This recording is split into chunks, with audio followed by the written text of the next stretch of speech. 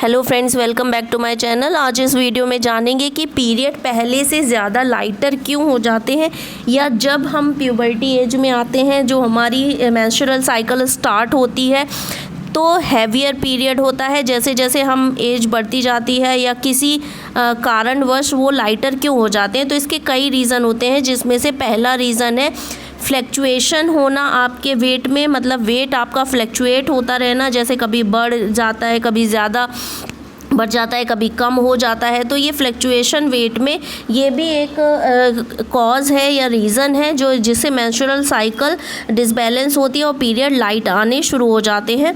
दूसरा स्ट्रेस कारण है। अगर आप लंबे टाइम से स्ट्रेसफुल टाइम स्पेंड कर रहे हैं तो ये भी एक रीज़न है कि आपके मेंस्ट्रुअल साइकिल पे इम्पैक्ट पड़ेगा और वो आपके पीरियड को लाइटर कर देगा। दूसरा एज फैक्टर बहुत बड़ा रीज़न है कि अगर आप यंगर थे तो मेंस्ट्रुअल साइकिल शेड्यूल थी, अच्छे से चल रही थी। दूसरा, आप प्री मेनोपॉज कंडीशन में तो भी आपका पीरियड लाइट हो जाएगा। तीसरा, थायराइड डिसऑर्डर। अगर आप थायराइड से सफ़र्ड हैं तो ये भी पीरियड को लाइट कर देता है, उस तरीके से फ़्लो नहीं आता है। दूसरा है पीसीओएस की प्रॉब्लम है। अगर आपको पीसीओडी या पीसीओएस प्रॉब्लम है तो इससे भी हार्मोन रिलेटेड डिस्टर्बेंस हो जाता है। हार्मोन डिसबैलेंस होने से मेंस्ट्रुअल साइकिल डिस्टर्ब हो जाती है और पीरियड लाइट आने शुरू हो जाते हैं।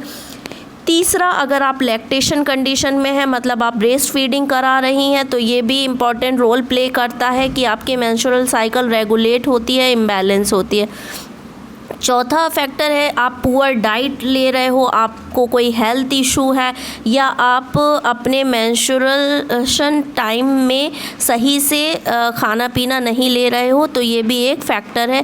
या आप इर्रेगुलर स्लीप ले रहे हो, आप अच्छे से स्लीप नहीं ले रहे हो, इंसोमेनिया से सफ़र्ड हो, आप रात में उठ जाते हो, तो ये भी एक बहुत बड़ा फैक्टर है। इसमें कोई प्रॉब्लम वाली बात नहीं है। आप एक हेल्दी मेंस्ट्रुअल साइकिल के हेल्दी फूड लें, ये आपका ठीक हो जाएगा। Thanks for watching.